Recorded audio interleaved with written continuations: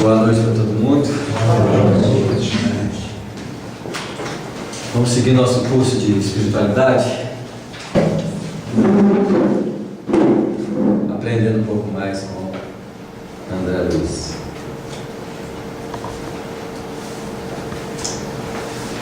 Vou pegar o parágrafo anterior, o segundo dos dois parágrafos, né? Quando a Alice falou assim: mas vivem assim mandados uns aos outros em todos os lugares e na vida, quase sempre. Satisfazem-se mutuamente na permuta contínua de emoções e impressões mais íntimas.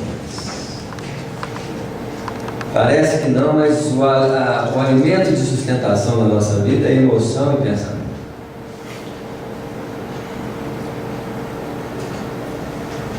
Apesar de nós nos satisfazermos dos padrões materiais da vida.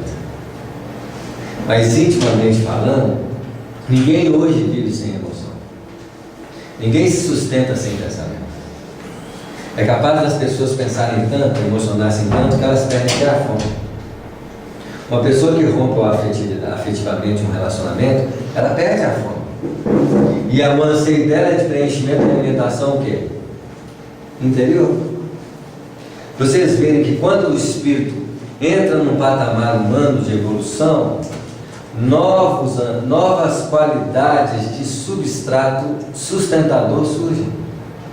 Não é só a expectativa material da existência. Mas se nós olharmos bem, no reino animal também é assim. A afetividade, a sexualidade, né? Assim, dentro de um parâmetro ainda muito rústico. Mas nos aspectos humanos, nós já nos abrimos a um tipo de alimentação e de trocas fluídicas que é extremamente satisfatório para nós sem que nós percebamos. Um elogio, um carinho, uma perspectiva de adoração, uma troca de conhecimentos, não fazem uma mesa de alimentação? Quando Moisés falava do maná, ele não estava falando de um maná que vai descer dos céus com impressões físicas. Ele estava falando de um conhecimento espiritual que iria vir sustentar os nossos anseios de alimentação interior. Porque nós ainda necessitamos do estímulo externo para viver. Seja mesmo nas trocas simples de uma boa conversação. Olha a afetividade. Uma família é o quê? Um núcleo substancioso de elementos psíquicos, onde existe afeto, carinho, proteção, brigas, não é assim?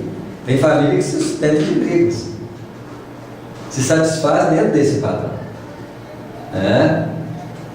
Então, além disso, nós temos os companheiros espirituais que necessitam se sustentar com base nessas energias. O que eles fazem? Desencarnam e fica tudo colado no outro. Sejam parceiros diretamente vinculados numa reencarnação, sejam parceiros vinculados em outras vidas, ou quando eu abro brecha para que alguns companheiros possam estar junto de nós, a fim de trocar energias sustentáveis naquilo que nós buscamos. É assim? Você vê como é que, mentalmente falando, existe um grande campo de imantação mental entre encarnados e desencarnados, prontos para se fazer espontaneamente, conforme a nossa posição de escolha. Aí o André Luiz, preocupado com aquilo, diz assim: preocupado em fazer algum bem, ponderei. Todos nós somos preocupados em fazer o bem, só não sabemos como e quando fazer. E quando nós não sabemos como e quando fazer, o que nós fazemos? Tentamos fazer um bem precipitado, que é o caso de quem? Do André Luiz. O que ele está falando? Imagine eu sair na rua com todo o conhecimento que eu tenho de doutrina espírita e falar assim: vou doutrinar as pessoas que estão no bairro. Imagine o que vai acontecer. Você é igual o cego que está na beirada da calçada, você vai atravessar ele mesmo que ele não queira. Tá claro? Eu vou sair do barco com algum, pode ser que eu possa até momentaneamente tocar alguém.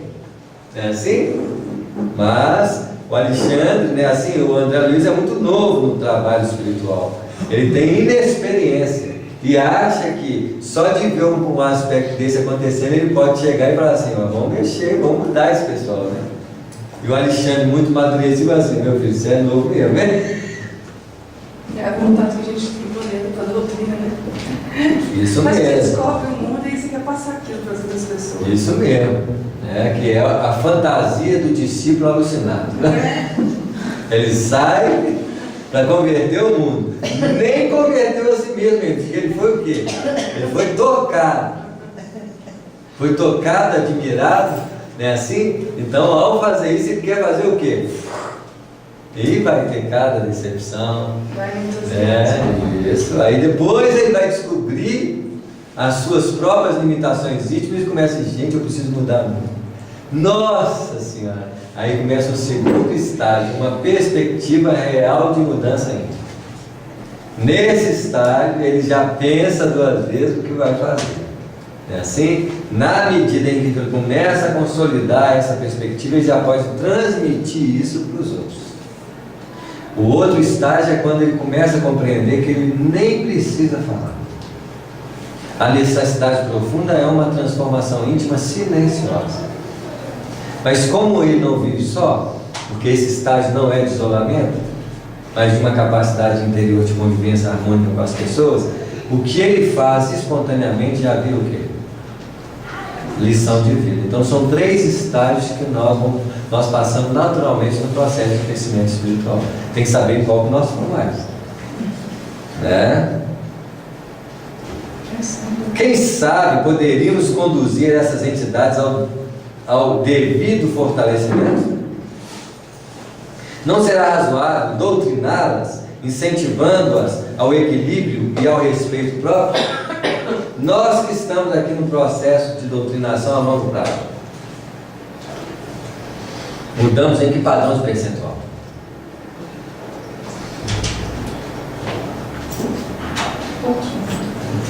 Isso. Cresce igual. E olha que nós estamos aqui correndo atrás do prejuízo. Não é assim? Então, imagina uma pessoa que não tem noção nenhuma, né? Doutrinação só por si muda? Às vezes você muda um pouco, melhora um pouquinho no ponto, mas aí um pouquinho você vê que você caiu, né? E que você tem que Isso mesmo. voltar atrás. Né? Isso mesmo. É. Aí o Alexandre falou, semelhante recurso, falou Alexandre, complacente, não foi esquecido. Essa providência vem sendo efetuada com perseverança e o método preciso. Veja bem, ele não faz essa doutrinação. O primeiro espaço para atingir aqueles companheiros que estão do lado do outro, o que eles têm que fazer? Doutrinar os próprios companheiros que estão buscando eles. Isso é um método. É assim? O Guto, para tratar a filha dele no livro Libertação, ele não se preocupou com os que estavam fora.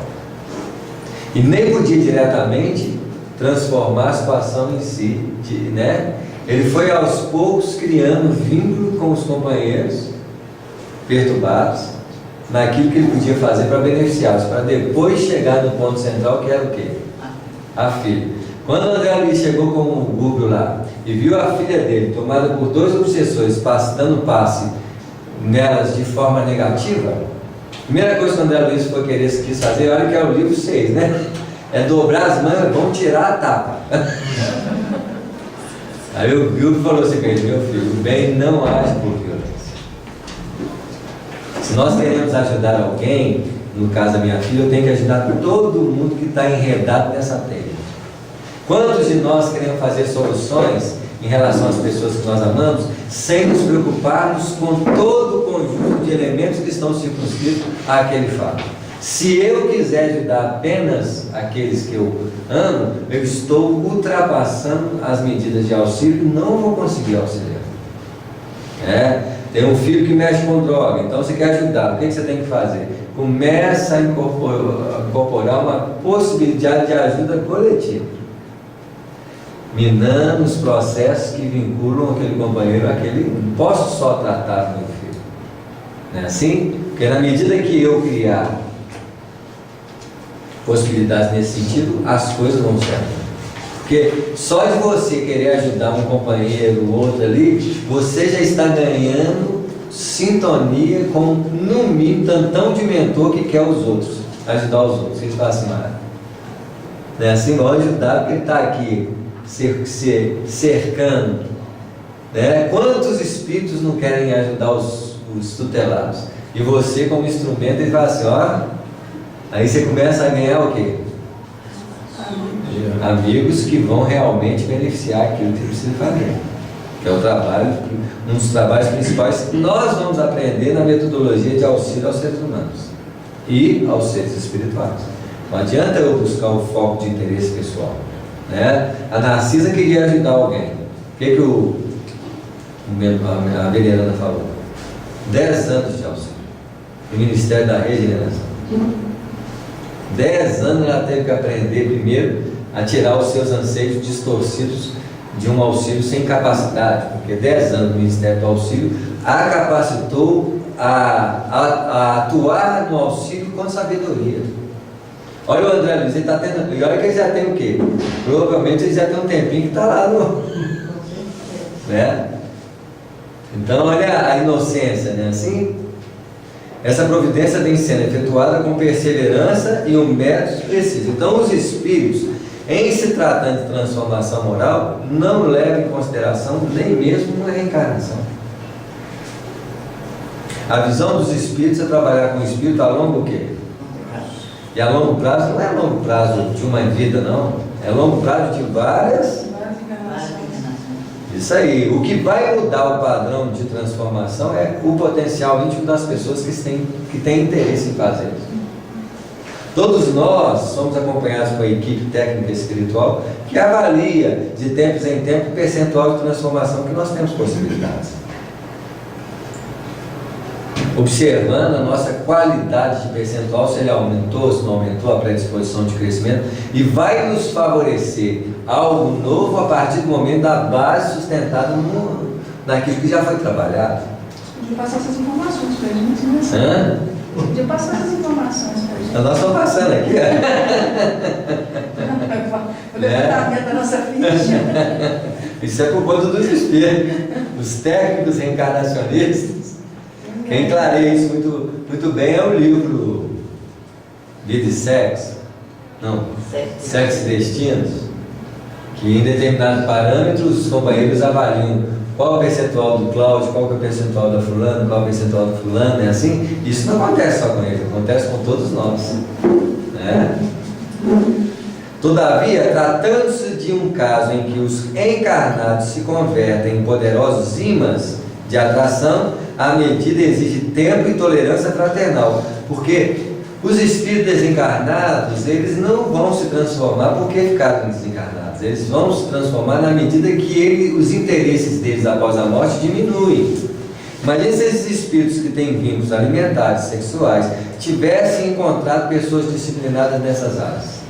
Onde que eles vão ter algo de sustentação para manter o padrão de desequilíbrio? Sendo que eles desencarnam, chegam no plano físico, o que eles encontram? Pasto, livre. Então nós mesmos não temos desequilíbrio deles. Então eles são os nossos umbrigos e nós a lombriga deles, porque eles vão se sustentar na base de recíproca de busca. Nós temos os companheiros espirituais que elegemos nos nossos anseios, nas nossas buscas. Por isso que nós temos que colocar em xeque toda a proposta daquilo que nos sustenta nos planos da vida. Ou no mínimo ter consciência de quando nós estamos debaixo de uma impressão existencial muito ilusória, porque o que não é ilusório nessa vida? Muito pouca coisa. Muito pouca coisa não é tão ilusória assim. E se nós observarmos o ciclo das encarnações, nos parâmetros de datas e tempos, ele é um ciclo de repetição. Basta ver o nosso ano, o que muda?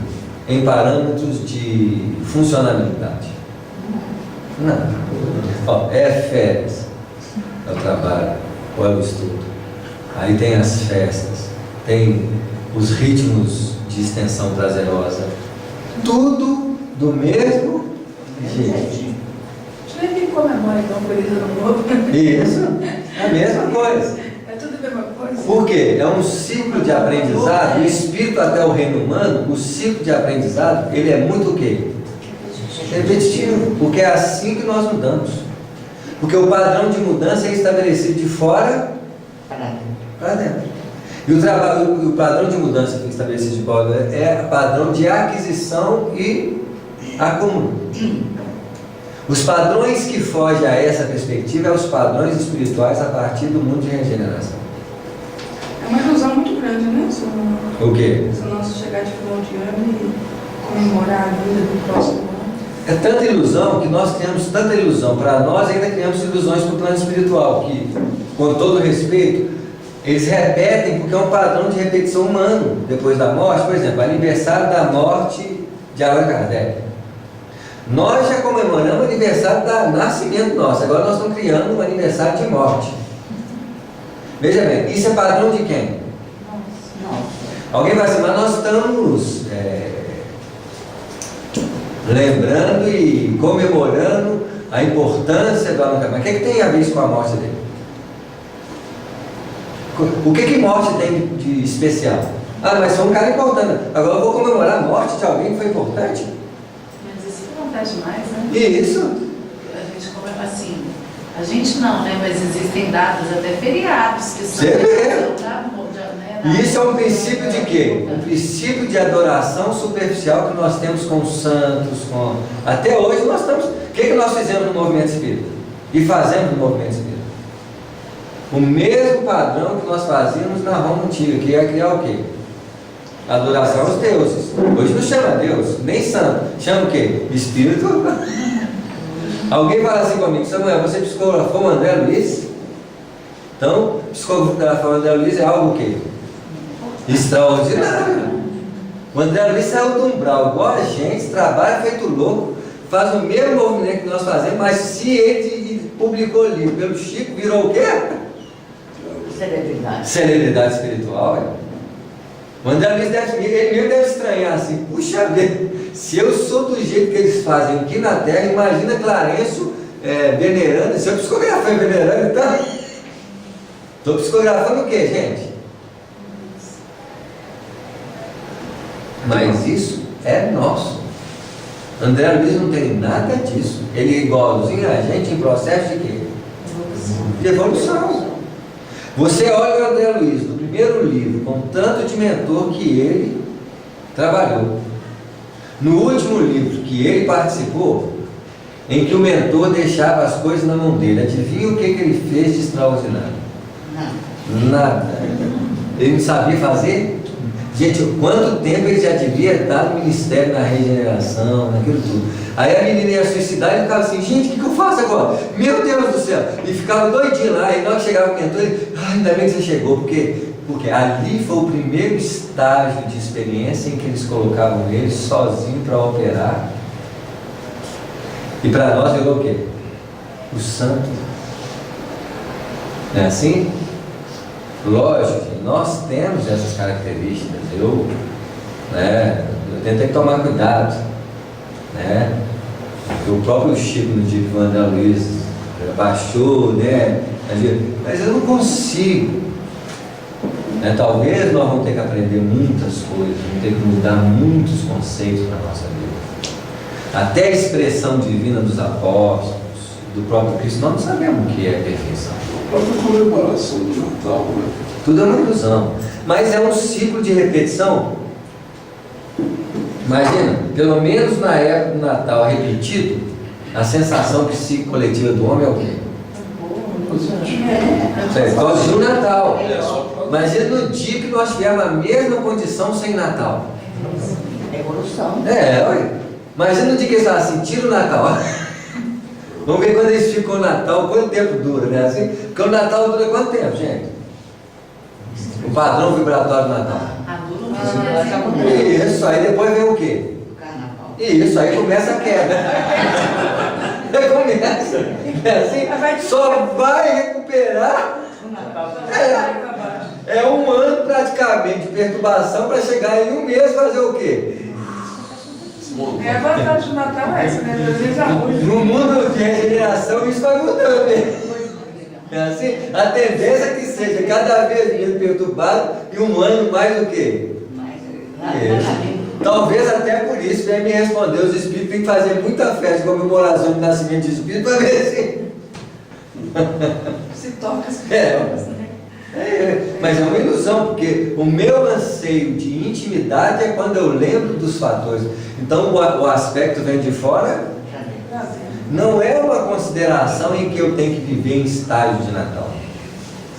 Porque o nascimento de Jesus é um nascimento, quando Jesus nasceu em nós, é o nascimento. Ele é Jesus criança. Ele tem que fazer o quê? Crescer e desenvolver. Nós nascemos de Jesus quando? Imagina uma consciência de Jesus nascendo. Ela é menor que tem. Jesus fecundado, Jesus nascendo, Jesus desenvolvendo. É um estágio que deve o quê? Evoluir. E nós não evoluímos, não. Nós nascemos todos. Nós projetamos o nascimento de Jesus em reflexões, porque o padrão de evolução do Espírito na Terra ainda é baseado no conhecimento. E o conhecimento é fundamentado pela lembrança dele. Alguém fala assim, mas eu faço palestra sobre o perispírito, eu tenho que lembrar do conhecimento do perispírito. Eu não faço ainda palestra, eu até tento fazer uma palestra observando o perispírito em mim. Que é, aí eu vou tirar o conceito e a realidade do perispírito através dele, não dos conceitos que eu guardo o quê? A mesma coisa, espírito, reencarnação. Nós não sentimos a reencarnação. Nós lembramos o tempo todo que nós estamos encarnados. Até na hora de morrer, você esquece até que você é espírito e desencarna, que imortal, né? Assim, eu vou morrer, meu Deus do céu. Aí vai tomar aquele susto depois. Não morreu. Nossa, é tudo verdade. E agora, meu Deus do céu?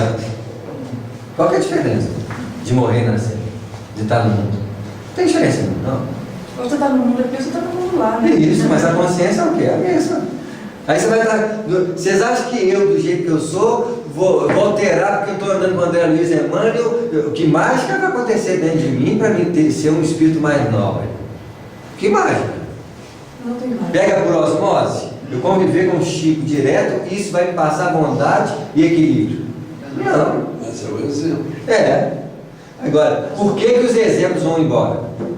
Seja no prático. Não, porque senão não acende a luz própria. Mesmo que seja uma vela nos acendendo o caminho, eu acostumo a depender de quê? Do outro. Não pode. No processo de crescimento, na regeneração, então, vocês podem ter certeza, cada vez mais a necessidade não é de fora para dentro, é uma necessidade de dentro para fora. Eu preciso acender a minha própria luz, não dá para depender mais de fora. O material que poderia ser feito no processo de desenvolvimento espiritual de fora para dentro chegou no ápice. Nós estamos no ápice. Agora não tem mais o que escrever, eu sou a escrita do livro novo. A minha transformação moral é a escrita que vai escrever um livro. Que livro que eu vou escrever? Um livro. Então, eu sou o quinto evangelho. Na verdade, o quinto evangelho é o primeiro evangelho, porque Jesus não é o evangelho. Não é assim? Eu vou repetir a escrita do evangelho que Jesus fez agora dessa vez quem escreve é quem? Eu. Só que eu não posso pegar conceitos de repetição do outro. Eu não posso escrever evangelho lembrando do evangelho. Eu não escrevo evangelho assim, eu copio. E copiar não é escrever. É repetir. Tem nada de novo. Na verdade, é só salve-se quem puder, né? Isso. E meta-se com a sua vida. Porque o que é evangelho? É o Espírito. O Espírito manifestando, ele vai se expressar em forma de evangelho.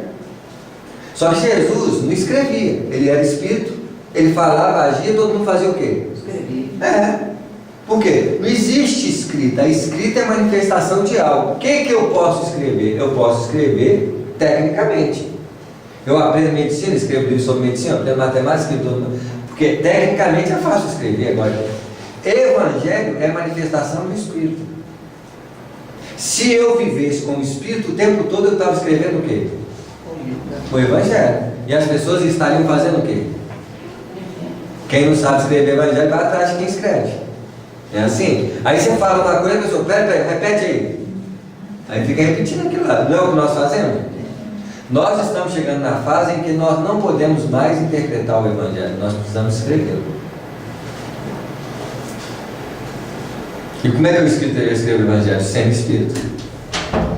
É assim que eu escrevo o Evangelho. Porque Evangelho, livro dos Espíritos, tudo é manifestação do... Isso. Não existe diferença nenhuma. Evangelho, livro dos Espíritos, Evangelho, todo mundo separa as coisas. Não, o Espírito é a manifestação clara da realidade espiritual. Escrita do jeito, em forma de filosofia, livro dos Espíritos. Em forma de questionamento, pesquisa, livro dos médicos. Vou caracterizar a forma de expressão do Espírito e dou um nome para ele, separado e dividido, porque o Espírito não é dividido em si. Essa fragmentação é de quem? Nossa, isso aí. A totalidade do ser não tem fragmentação.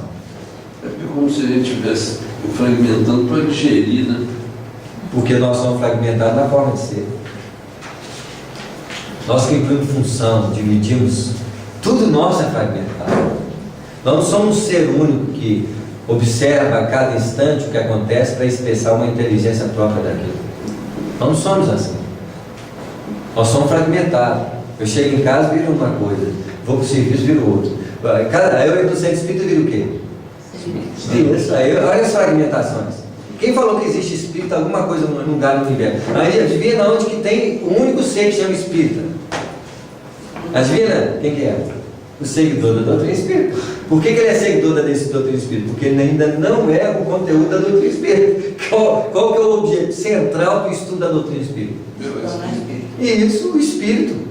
Não é tornar espírita, é ser espírito. Porque nem isso a doutrina espírita pode fazer a gente ser, porque nós já somos. Como que o livro que já fiz? O livro fala do que nós somos, gente.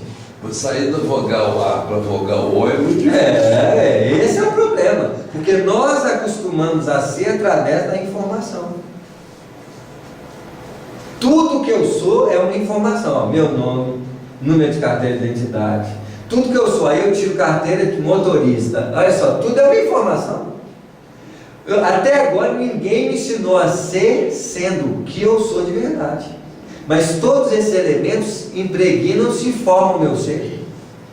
Aí eu passo a ser muitos. Por que o Evangelho fala da multidão? Porque eu sou muitos. Sou muitos conforme o estilo que eu estou vivendo. Um dia eu vou entender que eu não sou muitos. Eu sou um que usa a capacidade de resolver situações conforme os estímulos estão acontecendo. Olha a diferença. Eu não deixei de ser quem eu sou. Alguém ser um bom cantor. Não, eu expresso cantando. Não sou um bom cantor. Quem é bom cantor? Quem gosta de ser vaidoso na demonstração de que é melhor do que os outros. O espírito, na sua consciência profunda, ele nunca vai achar que é melhor do que ninguém. E aí nós estamos falando que nós precisamos perceber o jogo personalístico que nós temos na competição com os outros. Eu mesmo fui fazer palestra no final de semana, é assim? O que nós enxergamos muitas vezes? Não só em mim como nos outros. Um jogo de ego, cada um querendo ser mais do que os outros, com a boa intenção de fazer o bem, de levar a verdade para todo mundo. Nós não podemos tirar o mérito da perspectiva de auxílio que todos nós fazemos na mediunidade, mas que existe um traço de valorização, de adoração por parte das pessoas e nós, na sustentação do próprio ego, isso existe no jogo da perspectiva. Tanto é que existe muita o que na doutrina espírita? Muita briga. Por que existe briga? Porque cada um quer ser melhor do que o outro. O movimento espírita não escuta a fraternidade, não valoriza. Mas eu tenho sempre um jeito de olhar o outro e criar uma crítica do outro. Mesmo o mais importante para nós é hoje vermos isso tudo acontecendo em nós. Você olhar, ver o expositor falando, aquilo lá está errado, mas fica na sua cabeça porque você não sabe se está errado de verdade. Pode ser simplesmente um jogo de quê? De vaidade. Alguém está aparecendo, então você se sente o quê? Mexido no seu aparecer. Olha os jogos que tem, gente. Esses jogos nós precisamos observar em nós. sem cobrar nada de ninguém. Deixa o outro na luta, se quer, se não quer, não importa. Hoje nós temos que ver os bandidos que saem de nós na feição pequena de uma personalidade distorcida, pela inveja, pela competição, né? Quantos de nós não entramos no jogo de ficar perguntando quem sabe mais do doutrina espírita? Quem sabe mais? Ninguém sabe nada. Isso aí, primeira coisa que nós temos que reconhecer, não sabemos quase nada. É assim? Porque eu faço palestra, eu sei mais que os outros? Não, eu tenho um cabedal de função dentro da doutrina espírita que usa essa capacidade, só isso. Eu não sei quem sabe mais ou quem não sabe menos. Pode ser que gente entrou na doutrina agora, está estudando agora. Quanto tempo muita gente estuda, quanto tempo muita gente lê? É assim? Ah, mas você fala muita coisa, eu não sei se é eu que estou falando. Quantas vezes eu estou falando aqui sobre a fala de alguém? E eu vou saber lá quem entrou, quem falou, quem introduziu aqui? Eu não tenho essa percepção de sensibilidade. Isso Muitas demonstra vezes. também falta de humildade, né, Samuel? Que você pode saber muito sobre um determinado tema, mas você não sabe tudo, né? Isso. Às vezes você sabe fazer uma boa palestra e chegar em casa não saber formular uma coisa. Isso. Então a gente nunca sabe tudo, né? Isso aí, então olha a capacidade ampla de um ser, cujos campos são infinitos. Quem pode avaliar, então tem que parar com isso. Mas não parar com isso porque eu tenho que parar com isso. Eu tenho que ver isso acontecer em mim, e mesmo que eu veja isso acontecer no outro, porque não é uma experiência de reflexo, deixa o outro ser o que ele quiser. O que eu vou incomodar com o trabalho dos outros? Ah, mas ele está atrapalhando a doutrina espírita, está escrevendo. Deixa. Não é eu combatendo ele que eu vou fazer isso acontecer, não, gente. Nós precisamos ter bom senso de respeito aos outros seres humanos, porque ele não só faz isso, não. Já notou? As pessoas fazem um trabalho muito bom na doutrina espírita, aí tem uma opinião particular, alguma coisa assim. Só quem teve aquela opinião não é contra a doutrina espírita, nós fazemos o quê? Aí é a fraternidade, o amor que Jesus mandou a gente ter. Por que eu vou preocupar em combater os outros? Alguém tem o direito de combater alguém? Em doutrina espírita nós combatemos alguém, gente? Não perca tempo com isso. Nós temos pelo contrário, respeitar cada um. Se alguém perguntar aquilo lá, o que você acha daquilo? Você pode ver. Numa pergunta mais direta, meu filho, que eu nem vou dar uma opinião sobre uma coisa que eu não tenho certeza. Quem tem a certeza absoluta de tudo? É assim? Uma vez eu vi uma pessoa chegando assim, olha o absurdo do livro de fulano. Foi pegando detalhes por detalhes. Isso é um absurdo sobre isso. Eu olhei aquela forma de avaliação. Se ele julgar a mesma avaliação do Evangelho segundo o Espiritismo, ele destrói o Evangelho segundo o Espiritismo. Ele destrói o livro dos Espíritos. Até porque todos os espíritos que escreveram o Evangelho segundo o Espiritismo e o livro dos Espíritos são elevados? Não. Tem espírito de todo tipo de quê? Hierarquia. Quantos espíritos no Evangelho, no Espírito, ele fala assim, que Deus pode acabar com você se continuar assim? Uma expressão mais ou menos. Esse espírito aí é o quê, gente? Deus ia fazer isso? Não. Mas ele expressou lá, eu na Kardec colocou isso lá. Eu posso chegar e falar, Kardec, deixou isso aqui passar aqui, mas por que ele deixou? Agora, eu vou combater alguém que está escrevendo? Porque se eu faço a mesma coisa, passa pelo crime do Allan Kardec. Ele destrói o Espiritismo. Acaba com o Espiritismo. A intenção dele é acabar com o outro, porque ele está acomodado com o outro, está falando alguma coisa, mas passa o mesmo crime de avaliação. Você destrói a doutrina espírita, você destrói os espíritos, destrói o Evangelho, destrói os médicos. Não é assim? Eu vi uma companheira falando assim, ó, eu estudando, ela é médica, né? Ela está estudando na universidade. Ela pegou a obra de André Luiz sobre circulação e falou assim, isso aqui está errado. Levou para o professor dela, isso está errado. Então provavelmente passou alguma coisa errada pela psicografia do Chico Xavier com André Luiz. Agora está errado, pode ser que não esteja errado dentro do parâmetro o quê? Espiritual. Ou pode estar errado. Mas quem passou pelo crivo naquele momento de avaliar? Eu não sei, será que o Chico pediu um médico para fazer uma avaliação? Pode ter feito. Mas ela viu um erro. Não é assim? E ela levou para o professor dela e falou assim, está errado, não funciona assim não. Agora pode ser de uma característica de visão futurista, não é assim? Ou pode ser também passar da medicina, quando André Luiz formou, tem quantos? Esse negócio da Não é assim? falar a ministra Carmen Lúcia ontem deu uma entrevista, ela não falou, ela não deu uma resposta assim, ó. Não dá, não. Ela simplesmente revestiu o quarto. Isso aí, você vê como é que a gente pode, nós temos que ter um cuidado danado, a gente tem que aprender uma coisa que é, igual o Paulo falava, né? Lê de tudo, retém, se quer bom, o convém. Para que eu fico incomodado com o que o outro está fazendo? É a falta de quê? Fraternidade, que é muito mais expressiva no movimento espírita do que você derrubar alguém. Para quê? Porque você escolhe um e fala assim, mas ele está falando besteira, ele não pode não. Mas, quantas besteiras, o próprio livro Gênesis, do Kardec falou, ó, tudo que eu estou escrevendo aqui vai chegar um período, tudo pode estar o quê? Errado, porque estava usando reflexões daquela época, principalmente se tratando de coisa do quê? Evolução está ligada ao quê, gente? Corpo. Muitas coisas vão mudar. Se você falar isso, que você está falando que o Allan Kardec, as obras vão mudar? Vai mudar muita coisa. A tendência é que você refine cada vez mais e a maioria das coisas que estão ali vai usar? Não, vai deixar de ser importante, porque nós vamos utilizar. Mas você vai para um mundo em que o plano espiritual e o material tem outra característica. Essa pergunta que fala, a matéria é tudo que tem extensão, que mede sentido, qual que é o significado disso que vai ter para nós? Não, quando eu era da Terra, na época de evolução, que eu era primitivo, isso tinha razão, e agora? Tem alguma razão? Perdeu a realidade, você não está nem vivendo aquela realidade mais. Aí você fala assim, não é eterno, não, meu filho, isso é transitória. A matéria e energia condensada. Isso, pra você ver, ué. Cada vez mais vai se sutilizando, vai tendo novos conceitos. Aquilo, eu lembro da minha professora, menor partícula do universo, o átomo. Quanto tempo foi isso?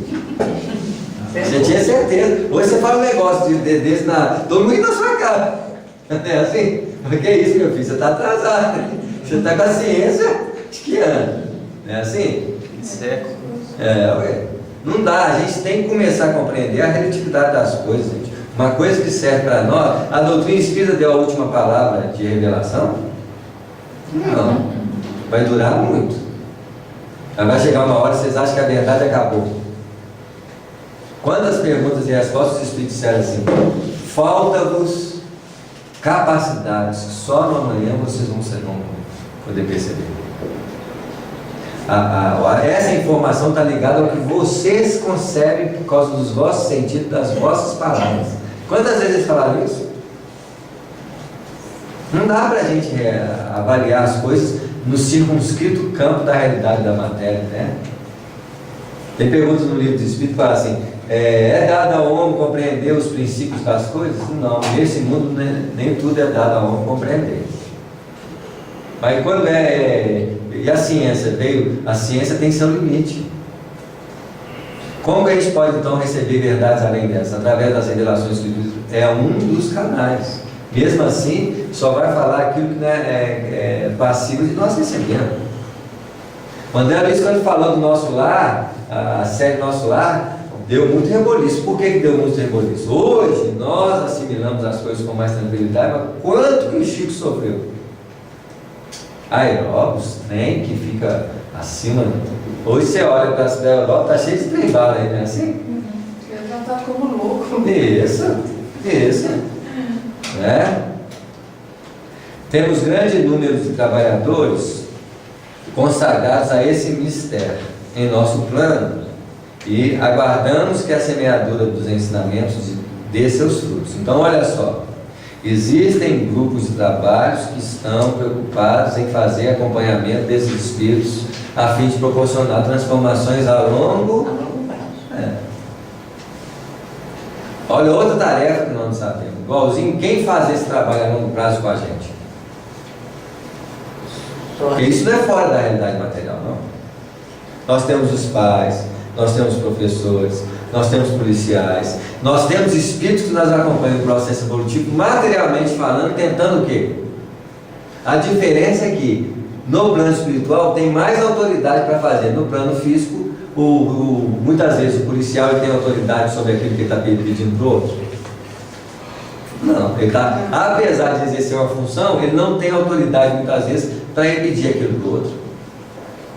Ele não tem autoridade. Muitas vezes o pai quer educar os filhos, mas não tem autoridade para educar filho. A mãe quer educar, não é assim? E olha que nesses parâmetros aí, muitos poucos de nós têm autoridade suficiente para pedir para o outro fazer aquilo que nós pedimos para ele fazer. Porque a nossa educação ainda é muito superficial. Você educa, né? A mãe fala, não grita, gritando. Ela não percebe, que ela pede ela não tem autoridade para pedir não grita. Para você falar para uma pessoa não gritar, você tem que o tempo todo dizer o quê? Falar baixo. Tranquila, equilibrada, não grita. Aí ele tem autoridade. Nós não, educamos na marra. Não é assim? É um processo em que a vida funciona dos dois lados. Você educa, mas é educado. Você é o tempo todo o quê? Uma troca. Né? De qualquer modo, esteja convicto de que toda a assistência tem sido prestada aos amigos de nossa observação.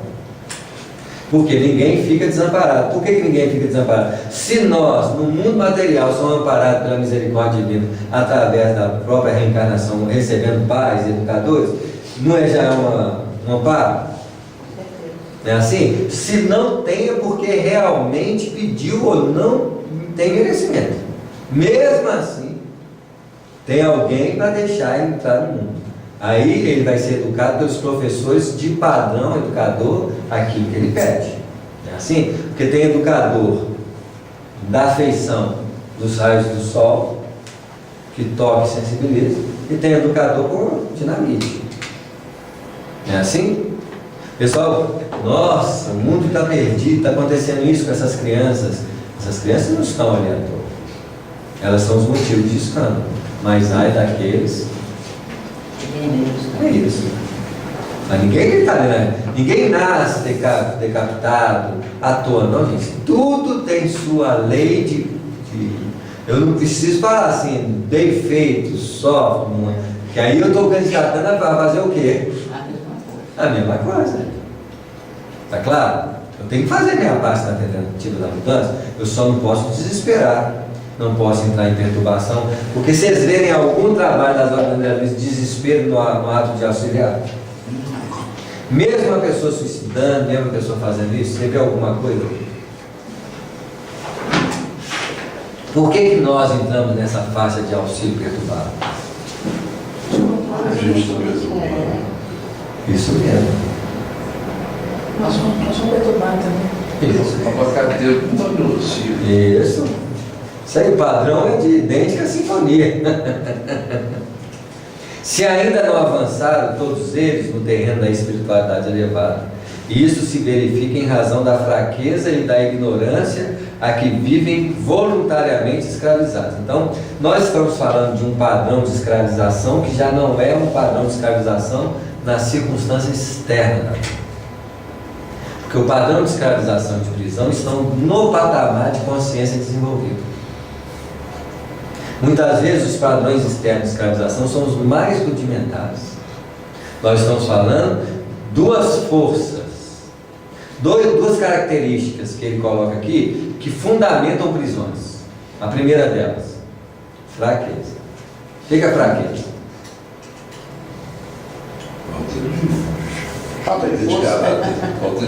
Falta de postura em relação àquilo que é forte. Porque a própria fraqueza é relacionada ao que é forte.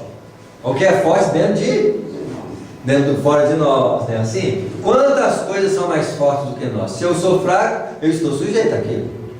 Segundo, ignorância. O que é ignorância? Falta de consciência da realidade daquilo. Tá claro? Um planeta Terra, que um grupo de pessoas sai atrás de uma imagem, 1.000, 2.000 pessoas na rua atrás de uma imagem, o que é isso, gente? Ignorância. Isso. Que nem posso falar nada. Um planeta que faz isso até hoje, qual que é o grau espiritual desse planeta? Tá claro? Não estou falando de poucas pessoas, não. Nós mesmo no movimento espírita, toda hora que mulher mesmo, se fizer um busto do Allan Kardec sair fazer romaria aí, eu duvido que não sai espírita. Duvido. Com certeza sai. No dia que fizer assim, dia da procissão de Allan Kardec, de cara, gente, eu duvido que vai sair tantão de gente atrás. É assim? Você vai falar assim, gente. É assim? Ele já nem é uma Será que acontece isso? Samuel, mas existe, mas há também um movimento, é como a gente falou das datas, é uma ilusão, mas, por outro lado, porque as pessoas quando saem nessas romarias e tudo, elas vão, na verdade, buscando um momento de integração e de meditação, porque elas vão juntas naquele coletivo orando, né? Então, existe também, por mais que o movimento seja, né, para consagrar uma imagem e tal, existe aquilo com certeza. Mesma coisa nós íamos fazer, se eu pegasse o curso do Kardec e do Chico e saísse aí na rua e A gente ia rezar. Hoje, gente, ia ser muito. Vocês não acham que achar que esse movimento espírita é consciente? Não é, mas é um nível, porque onde está prescrito que eu não posso meditar e orar naturalmente? Nosso padrão de fé ainda é separado da vida. Nossa perspectiva religiosa está separada da vida, do processo existencial. Nós não achamos que levantar de manhã é um ato religioso, que você fazer uma comida, que fazer uma prática de medicina, de fazer uma prática é um ato religioso. Isso para nós não é religiosidade. Mas se você desencarna enquanto Ulisses trabalhando no processo, isso para nós, ele está fazendo um ato de trabalho material ou um ato de trabalho espiritual?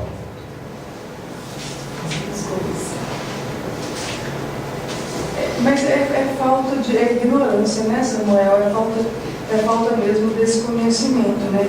Mas, como disse, para o pessoal que não faz isso, é o que eles dão conta naquele momento, né? Eu estou querendo mostrar que a Terra ainda é muito nova. Alguns choques vão acontecer. O pessoal vai dizer, eu quero um mundo de regeneração. Gente, o mundo de regeneração é a doutrina espírita melhorada pelo menos em 30%. E doutrina espírita melhorada em 30% é para dar choque em nós. Por isso que o trabalho de regeneração inicialmente é muito adaptável. Porque com certeza muitas coisas que nós fazemos hoje para os espíritos superiores falam assim, gente, que infantilidade espiritual. Mas é o que nós damos conta de fazer. Está claro? Então, para os padrões de regeneração tem que mudar. Infelizmente. Está claro? E para nós é um choque. Por isso que nem sempre uma mudança dessa, as pessoas esperam uma coisa, mas na hora que chega lá, a coisa é muito mais profunda e mais séria e exige coisas que você fala assim, mas será que eu estou capaz de fazer isso? Muita coisa. Vocês viram, gente, o planeta Terra é uma escola que vai ter que mudar, não tem jeito. E nós estamos chegando no ápice da mudança. Vai chegar no nível que está o planeta, apesar de que o nível que está no planeta é porque existe sensibilidade que sente o planeta assim, porque há 200, 300 mil anos, sei lá, 500 anos atrás, uma guerra não tinha um efeito catastrófico que tem no coração do homem. Não. Acontecimentos que hoje acontecem só tem. Por que existe uma sensibilidade mais aflorada? Porque as pessoas sentem isso como mal.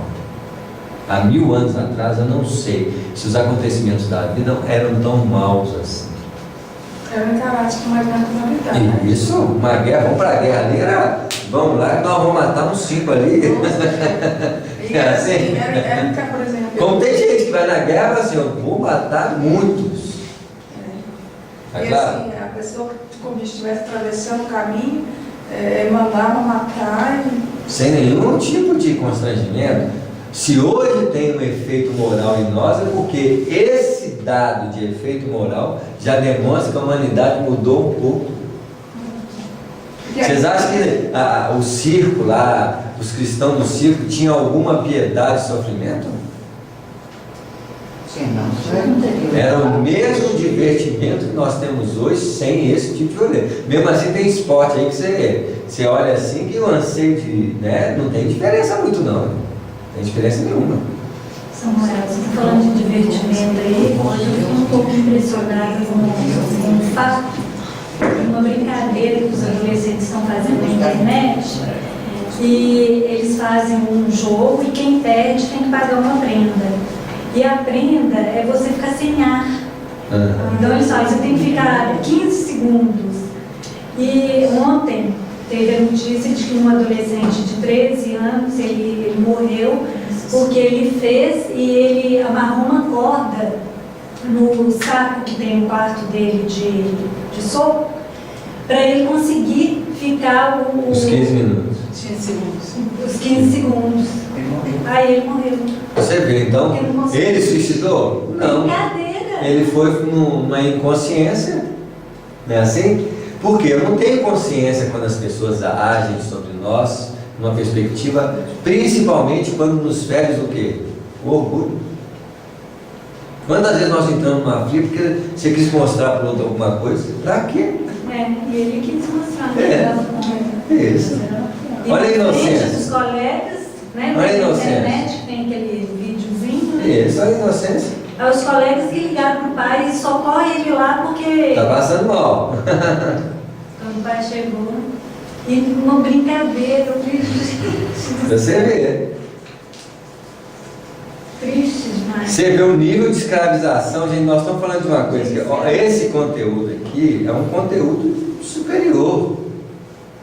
Está falando de uma visão, fraqueza e ignorância, a que vivem voluntariamente escravizados. Hoje nós temos padrões de vidas que não conseguimos abrir mão e que uma hora vão ter que abrir mão. Mas é um preço, cara. Vamos pegar simples uma novela, um futebol. Imagina que assim, não vai ter mais isso. O desespero que vai ser para nós, que coisa divertida. Bebida, festa, olha só. Existem coisas que nos identificamos, nós temos que ter consciência que nós nos identificamos, mas uma hora tem que perguntar se eu dou conta de dar um salto além do comum, porque dar um salto além do comum, imagina você vai perdendo essas referências que são repetidas o ano todo, né? Assim, qual é o parâmetro de vida? E isso não pode ser feito de uma forma em que você sinta-se infeliz. Eu posso até fazer isso tudo aí e eu começo a sentir infelicidade na vida, alguma coisa errada. A saturação disso ela tem que ser vista por um processo que você não dá mais conta daquilo. Aquele processo de não dar mais conta daquilo faz você procurar alguma coisa. Mas na atual circunstância da vida, quantos dão conta? Desafio. Colhe o que semeio. Nesse instante fixamos novamente a atenção na palestra que se desdobrava. Faço o que posso, repetiu o rapaz em desalento. Em desalento eu faço o que posso, de que maneira? Qual é o padrão de vitória sobre aquilo? Nenhum.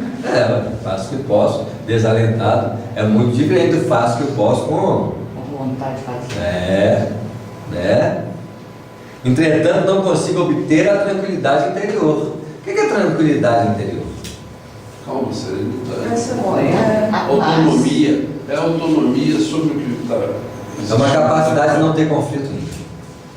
Os nossos problemas estão relacionados com conflito. Quem de nós não tem conflito íntimo? Hoje, mais importante que o teu conflito é observar que ele existe, para que eu possa compreendê-lo e não tê-lo. E não é fácil. Eu tenho que estar de olho no conflito. Então, observar é a sombra. Ninguém quer ir na sombra. Todo mundo quer o quê? Fugir da sombra. Nós já temos que olhar um movimento completo, completamente diferente. O que me perturba? Porque o problema do processo da perturbação é que nós quase sempre, em vez de olhar para a perturbação, nós estamos olhando para o objeto que a estimulou. Porque o objeto que estimula a perturbação não é a perturbação. Onde que está a perturbação? Só que nós ficamos fixos no outro que causou a perturbação. A perturbação daqui dentro, você está lá no outro lá. Você nem você nem começou a fazer o trabalho. Quando você descobre que você está perturbada. Você vê, aí não pode amar os vossos inimigos. Jesus falou, mas não lidar com ele fora do amor. Porque se eu não tiver bastante amor para olhar a perturbação, não é meu inimigo para trabalhar com ele. Porque você está raiva sobre Deus, por que tu acha desse jeito? Quantas vezes você está com raiva? Estou com raiva. Por que eu fiquei com raiva? Você está com raiva. Aí o problema só vai o quê? Estou com raiva. Deixa eu olhar para a raiva. Se eu não tiver uma compaixão da raiva, olhar para a raiva para estudar, eu não vou transformar. Pelo contrário, para mim estudar a raiva que está em mim, eu tenho que olhar para ela com muito carinho, com muito detalhe, eu tenho que ter um olhar de aprendizado. Aí que é mais importante alguém que está te fazendo raiva. Olha como é que muda a dinâmica. Se eu quero estudar a raiva, eu tenho que estar perto de quem? Pede um segundo pra pessoa que fez raiva. Isso. Com raiva, Peraí que eu preciso de você, peraí. Eu te dou filho. Eu tenho um constrangimento, eu tenho alguma coisa, é para aquilo que eu tenho que olhar. Para quê? Porque aquilo é conflito. Para viver em harmonia interior, tranquilidade interior, gente, a tranquilidade interior não vem dos aspectos externos. Não adianta eu ir para o alto da montanha, fazer meditação, eu vou criar padrões de tranquilidade superficiais, porque você só vai ver a tranquilidade quando não tiver conflito. E quantos conflitos nós temos num dia? É igual querer o futuro e o passado. É isso, não tem jeito. Você tem, para nós, essa expressão dele aqui, ó, viver a tranquilidade interior. Ele não quer obter a tranquilidade interior. Ele tá, aquilo é da boca, coisa que ele não quer ter é isso. Primeiro, até que os próprios problemas ainda não são problema para ele. Se já ele está refletindo no nível de problemas, o espírito já está pensando assim, que bom, que isso ele já começa a ver como problema. Mas ele viu como problema a perspectiva sexual desequilibrada no processo mediúnico? Não, meu filho, isso não é problema não, isso não é coisa que está associada à mediunidade. A mediunidade tem nada a ver com sexo. A outra que, nossa, olha só, são problemas nossos. A alimentação descompensada tem problema? Não, tem nada a ver com mediunidade. O que é isso, meu filho? Isso é coisa natural da vida. Ainda não chegou em nós o despertar de que eu preciso ter. A maioria de nós só para de comer e pensa em comer com mais equilíbrio depois do quê? Quando você está começando a morrer. Aí alguém vai dizer, ó, você quer morrer, continua do jeito que você está fazendo. Você tem que cortar isso, cortar isso, cortar isso. Mesmo assim você não acredita muito não. Você só acredita mesmo quando você cai no hospital e que a pessoa assim, mas você não parou por quê? Eu te falei para você não parar, mas eu pensei que era mentira. Aí você cai no hospital, aí, tem, né, aí fica um mês lá no hospital recuperando a saúde, aí você começa a ficar assustado. Assim, nossa, tem que parar de comer sal, tem que parar de comer açúcar, tem que parar de fazer isso. Aí você, mas aí nesse momento, quando você cai nessa fase de vida, você já está o quê? Está morto. Com o pé na corda. Eu conheço algumas pessoas que pode ser, acho que até uma forma de proteção do corpo, né, para esse desequilíbrio interior. Elas vão passando algumas coisas e vão ficando mais frias, né? Automaticamente eu acho que pode ser isso. E isso é ruim, né? Porque ele não está resolvendo a situação, ele está fazendo a mesma coisa que o outro, que não quer enxergar, ele também não quer enxergar, só que um não enxerga na busca desenfreada do prazer, o outro não enxerga na busca do congelamento das emoções. Que são extremos que a pessoa pode escolher, mas estão no mesmo caminho de direção de perturbação. Nós precisamos hoje, porque essas expressões não podem ser expressões superficiais, eu preciso compreender uma necessidade interior de realmente conquistar. Muitos de nós querem paz íntima, não. Eu quero paz íntima em alguns momentos, em outros eu quero é confusão. Não vai chegar numa hora que você vai compreendendo que o problema não é só no plano do sofrimento que eu tenho que melhorar. Eu também tenho que olhar o mesmo padrão em outros planos em que há desequilíbrio, tanto quanto o plano do sofrimento, mas que é o campo da satisfação. Porque o sofrimento está ligado à insatisfação. A gente só toma tomadas de medidas quando nós estamos no campo da insatisfação. Nós não vemos o campo da satisfação como problema. E quem falou que o problema não está no campo da satisfação? Muitas vezes o campo da insatisfação e dos problemas do sofrimento está relacionado com a incapacidade que nós tivemos de lidar com a satisfação. Vamos pegar um exemplo simples, comer. Não é muito bom? Talvez seja uma das coisas mais difíceis de ser trabalhada no planeta Terra, comer. É assim?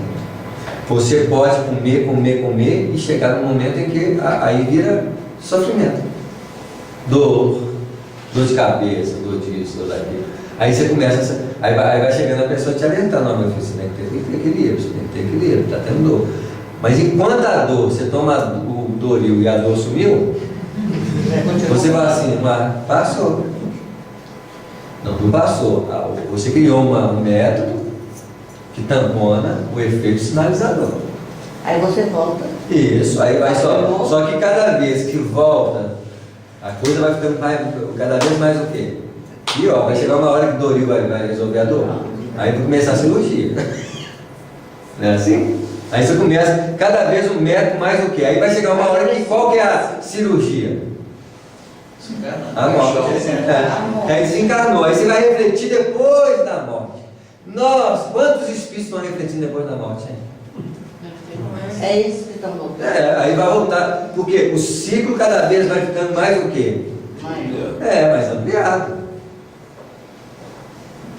E é assim, gente, não tem jeito. É assim, repetindo, reencarnando. Porque a repetição de semanas e anos é repetição de vida. A repetição de vidas é repetição de semanas e anos para o espírito num patamar evolutivo mais alto.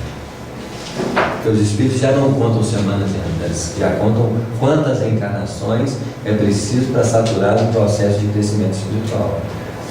Mas isso só vai chegar para nós quando reencarnação for a nossa preocupação e não mais dias e semanas. Porque a proporcionalidade de visão é outra. Nossa preocupação hoje é de dias e semanas. De alguma forma, sim. Tem gente que está preocupado com dias e semanas mesmo. Nem chegou lá ainda. Hoje nós já pensamos semanalmente, é assim. Se um dia a nossa necessidade não vai ser mais semana e dia, não, vai ser reencarnatoriamente. Os padrões vão ser vistos numa dinâmica muito mais ampla. Aí você fala assim, nossa, essa encarnação melhorei muito pouco. Vamos projetar a próxima encarnação para. Não estou falando mais de perspectiva. Meu filho, que isso? É percentual de conquista. Vou ter que repetir vida após. Mas quando a gente pensa em evolução, em encarnação, dá a sensação que a gente não precisa correr tanto, não é? Porque quando a gente pensa... Porque é uma ilusão, né? Mas quando a gente pensa em dia e faz, por exemplo, chega no fim do dia, você avalia, você fala, não, fez isso, tinha que fazer, amanhã eu vou fazer de outro jeito. Mas quando você pensa assim, essa encarnação toda para evoluir, você pensa assim, Você vê a mente que está no dia pensando em reencarnação. Essa mente que eu estou falando, ele está no dia como reencarnação. O cara não pensa em fator, a mesma consciência que nós temos no dia, na semana, no ano, o ano novo, né? Assim. Nós ainda estamos nesse processo de conscientização. Esse espírito, nesse sentido, ele não tem essa preocupação. Eles transformam a visão reencarnação num dia. Olha a dinâmica de diferença de percepção. Uma vez eu ouvi uma palestra escrita do Dalai Lama que eles falavam assim, né? Nós budistas não olhamos o problema em caráter de ele chama elma, vida, né? De uma elma apenas. Nós observamos os fatos da vida em perspectiva de elmos, quer dizer, de vida após vida. Então, a dinâmica dele fala assim, esse ano que vem botar assim, ele está olhando em vida. Passa ano após ano, eles estão na mesma perspectiva transformadora. Porque eles não estão preocupados em um ano. Nós não. O ano que vem vamos fazer tudo de novo. Aí você programa o ano todo, né? Assim, aí o que você chega no final do ano? Não fez nada. Porque o nosso é muito superficial. Basta ver quando nós começamos o ano, o que nós queremos mudar. Alguém pensa em moral? Eu quero ganhar mais dinheiro, quero ganhar mais isso, quero fazer assim. Só superficial. Primeiro, até como é que eu vou mudar uma coisa que é muito superficial? Não é assim? Nós não chegamos em níveis de assim, vou ser melhor. Vou ser melhor como? Vou criar uma metodologia de funcional na minha vida em que eu seja melhor na minha vida. E vou estabelecer a meta. A cada ano eu vou olhar assim, o que eu posso aumentar no grau de bondade, no grau de... Quando é que nós vamos ter uma metodologia de crescimento a longo prazo? Teve antes que eu falava assim, eu li um livro, vou ler 2. Ali 2 livros, vou ler 4. São metodologias que você vai fazendo o quê? Crescendo. Não é assim? Vai chegando uma hora que você, não é a quantidade mais, aí você fala assim, não, estou fazendo muita tarefa, aí abraça a tarefa, vai só aumentando a tarefa. Não é a quantidade, é qualidade. Como é que é a minha postura dentro da atividade que eu estou? Aí você lembra, 2 anos de campanha do Kiko, você via mais para você ir, para você olhar para o relógio assim, nossa, está demorando a acabar, né? Assim, no dia que você começou a ir na campanha do Kiko, sem preocupar com o tempo, já melhorou o quê? A qualidade. Vai para a reunião, aquela ansiedade. Aí começa na reunião, já começa a sentir a reunião. Isso são padrões de qualidade na forma que você cresce, naquilo que você está o quê? Fazendo. Um vê qualidade, o outro vê quantidade. Olha as armadilhas, né? Assim? Mas já são alvos. Li muitos livros, é uma quantidade bacana. Qual que você estudou? Tinha que estudar? Aí começa tudo de novo, né? Vou estudar o livro. Ele gasta o mesmo tempo de estudar para ler? Não. Não é assim? Olha as diferenças. Você vai vendo aos poucos uma transformação naquilo que você projeta para a própria vida. E isso os Espíritos fazem. E isso nós começamos de uma forma ou de outra a fazer. Né? Ocorre comigo o mesmo fato, observa a genitora em tom triste. Saíram do centro, todo mundo o quê? Animado. Caiu no padrão comum, a mente assimila o padrão natural dela, porque o padrão comum é a mente coletiva. Eu saio aqui fora, minha mente entra no padrão comum e faz o quê? Cai. Mesma sintonia. Não é assim? E as únicas melhores se verificam na ocasião das nossas preces coletivas. Já viu o que é que nós vemos essa reunião? Ficamos bem, né? Um padrão de melhor? É assim? Por que nós temos que repetir? Semana. É um padrão de estímulo de melhora. Ao longo dos anos vai melhorando um pouquinho. Qual é o percentual de melhora? Melhora um pouquinho. Não acha que nós vamos sair daqui todo mundo batendo asa, não? Que vai o quê? Vai quebrar. Vai voar para baixo. É assim? Em seguida, as piores emoções me assaltam o espírito. Olha só, o estudo do Evangelho. Quem foi o assaltante? A gente não vê que a própria pessoa indiretamente está dando lição de Evangelho. Não saiu um homem de Jerusalém para Jericó e foi assaltado? Aqui foi muito claro o estudo do Evangelho. Emoções me assaltam. Quantas nos assaltam, gente? A mão amada e deixa ferido. Vivo sem paz, sem apoio. Apoio de quem? Paz na onde? Ele queria apoio de terceiros. No caso é a mãe. De apoio da mãe. Não, a mãe que está falando. A mãe está falando. Ele sem paz. E sem apoio. O apoio dela podia ser quem? O marido vizinho? O apoio veio. Porque o obsessor dela era quem? Ele. Obsessor bom. Nem só obsessor ruim na vida, não. Tem obsessor que quer nos prejudicar. Tem uns que vai nos prejudicar sem saber que está prejudicando. É o caso dele. No caso dele, associado ao dela, o que ele gostava de fazer? Quando estava encarnado, comer bem. Ela gosta de comer, sintonia o quê? Perfeito. Ainda tem afeto? Nossa, perfeito. Deu festa. E se fala assim, expulsa o demônio? Não, meu marido, você não faz isso não. E pra você ver, né, Samuel, ela estava triste por não ter apoio, e o Alexandre, há pouco tempo atrás, no livro, falando que tem toda uma coletividade de espíritos que apoiam, né, todos eles. Então, assim, apoio não falta, né? Falta sintonia com Quantas vezes nós perdemos a fé pela postura interior de ver na vida um mundo que perdido? Isso quantas vezes na semana acontece com a gente? Toda hora. Toda hora nós esquecemos de Deus. Porque Deus está em nós em nível de lembrança. Não está em nós no nível de quê? De sentir. No dia que eu senti Deus, não esqueço mais Deus. Não, eu sinto Ele. Eu sou sensível a Ele. Isso quer dizer que está faltando sensibilidade. E eu estou sendo assaltado por forças que, essas forças, emoções e pensamentos, elas conseguem fazer o quê? Consolidar uma insensibilização e um núcleo de sustentar. Já viu quando a gente está com mau humor? Desanimado? Olha, gente, olha as energias sutis que nós temos todos os dias. Que chega, acomoda o nosso estado íntimo, e essas sensações começam a operar em nível de quê? De pensamento. Está meio desanimado? Mas não é tudo isso entrar na nossa falta de fé? Falta de fé. Por quê? Falta de fé porque é decorrente de uma insensibilidade em relação a Deus. E eu não posso exigir muito de mim, porque o campo da minha sensibilidade está restrito ao quê? A maioria dos nossos canais de percepção são materiais. Então, o que eu vejo, o que eu escuto, é que é o padrão de sensibilidade minha. E hoje, graças a Deus, mesmo dentro desse padrão, ainda consigo ver uma flor. Mas quem vê flor todos os dias? Nós estamos vendo o quê? O que nos interessa. As flores estão aí toda hora, as aves estão aí, o sol, a natureza. É um cântico de melodia divina. Mas nós olhamos para quê? O corpo da mulher, para a agressividade de quem grita, para a perspectiva do ganho financeiro. Os nossos anseios hipnóticos de viver estão baseados em campos que nos hipnotizam. Os interesses nossos, afetivos, de relacionamento. Esse é o nosso mundo. Aí aquilo não está funcionando bem, o que acontece com a gente? Isso aí começa a criar um conflito. Não é assim? A dor e o sofrimento. Aí nós vivemos baseado em prisões, que são sustentadoras.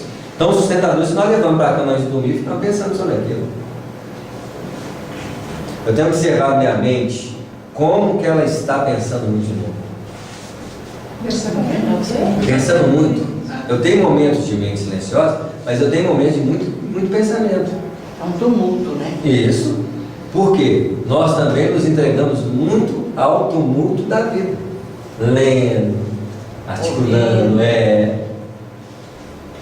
Porque, querendo ou não, gente, o Facebook é uma mente. Que tem muitos o quê?